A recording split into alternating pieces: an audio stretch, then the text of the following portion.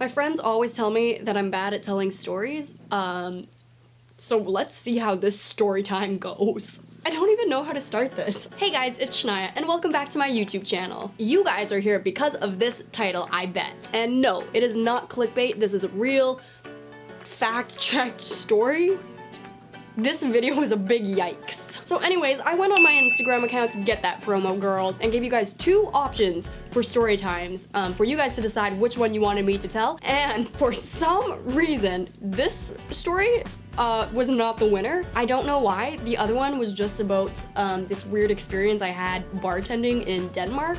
As you can tell from the title of this video, this is not my weird bartending experience. This is my experience with trying to kidnap kids. Let's get this video on a roll. So to start the story, I need to give you guys a little bit of context first. So my older brother has this friend who has 2 kids who are at the prime and ripe age of when you should be teaching them about stranger danger. Okay, I feel like this video is gonna be very confusing if I don't give people names. So we're gonna call my brother's friend Barb. Barb approaches my brother and she's like, friend, buddy, pal, my bestest friend in the whole world. Weird request, but can you pretend to kidnap my kids? And my brother, great guy, but in the case that this kidnapping situation goes wrong, he's got a lot working against him. He's in his 30s, he's male, he's white. Just really painting the picture of like a lot of the kidnappers that are out there. My brother goes back to Barb and says, yo, my dude, Barb, that's a hard pass from me. But I have this sweet, adorable younger sister who no one would suspect of kidnapping kids. Enter me, the sweet, caring sister who no one would ever suspect of kidnapping kids. Barb comes to me with this huge spiel about how she wants to teach her kids about stranger danger, but it's kind of hard unless it's like in a real world setting. And it's kind of like one of those situations where as a kid you could be in that scenario where like stranger danger is happening in that moment and everything that adults have told you is just like, what do I do? They got candy, I'm gonna take it. So I'm like, yeah, okay, this makes sense. Like, I got nothing going on next Friday. Like, let's do it. I'll put it into my calendar so it looks like I got Friday night plans. Plus, she said she would pay me, and I will do anything for money because I'm poor. Flash forward, it's Friday, it's game day, I'm ready, I'm prepared. I've gone over my strategy, I've talked it through with my family, they all know what's up. We're at a family dinner and Barb just comes and picks me up from family dinner to go kidnap her kids. So Barb and the father are all in on the plan. Let's call the father Steve.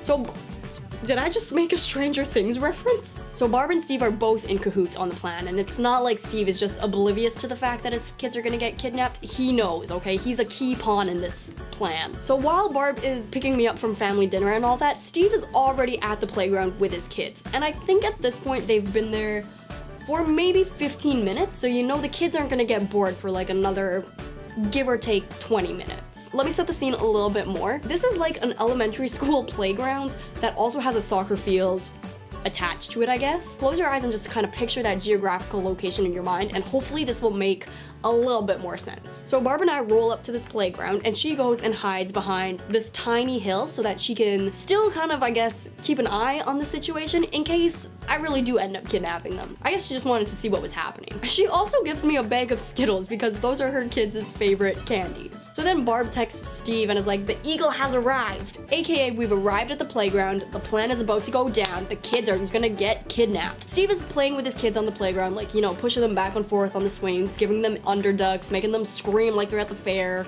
And I think Steve's excuse for leaving his kids was that he had to go make a phone call. Now that I think about it, that's not a very strong excuse because, you know, he could have made the phone call right there on the playground.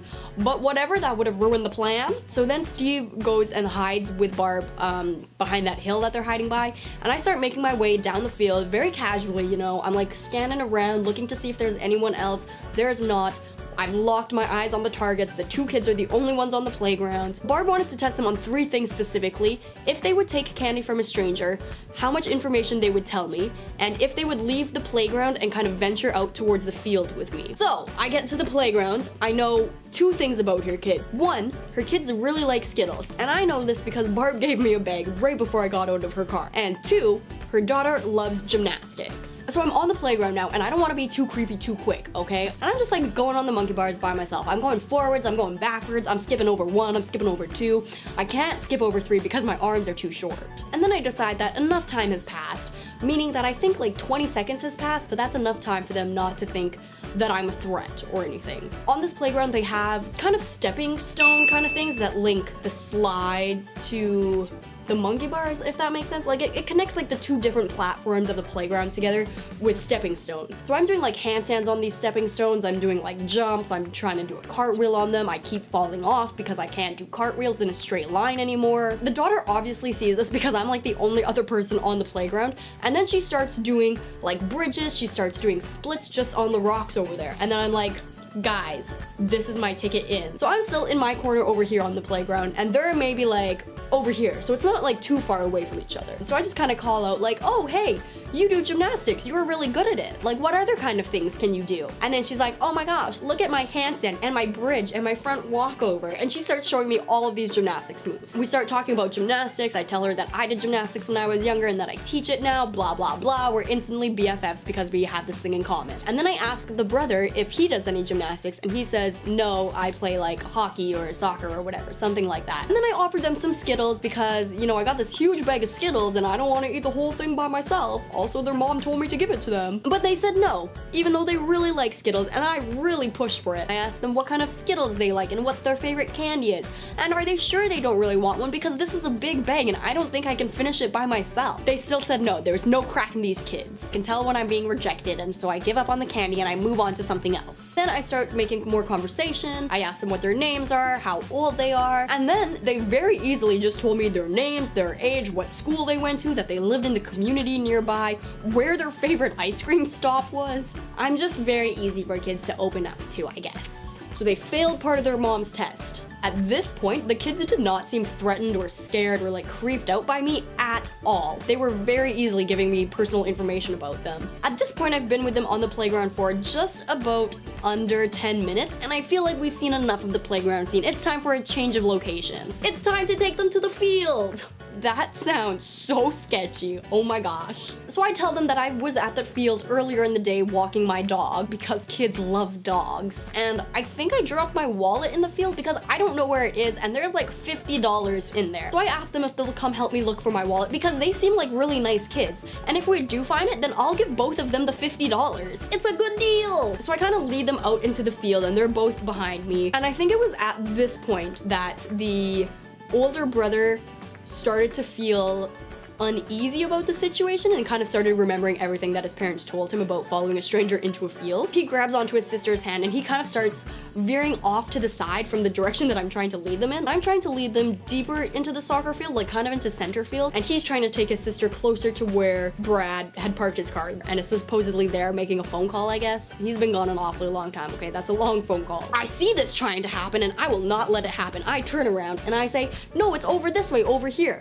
And then they just bolt in front of me and start running away. But joke's on you kids, I have slightly longer legs than you, and I chase after them. And then they got tired of running and ran out of breath, and so they kind of stopped like a quarter of the way into the soccer field, I think. And then I like stopped running and I was like, oh, you know what, maybe I actually left my wallet at home because I don't see it here. At this point, their eyes were so wide and they were like clinging together like shoulder to shoulder. And then the brother was like, okay, well, I think we're gonna go stand by our dad's car over there because he's gonna be back any second. And then I was like, okay, well, I guess this is my exit. I guess I can stop scarring you kids for life now. That's basically it. I walked towards Barb as Brad was like walking back to his kids, and then I just told Barb the whole story and she drove me back to family dinner and I made it back in time for dessert. Later, I heard from my brother that the two kids really wanted to leave the playground like as soon as their dad got back, and their dad was like, yeah, okay, like I guess we can go now. So they got into the car and then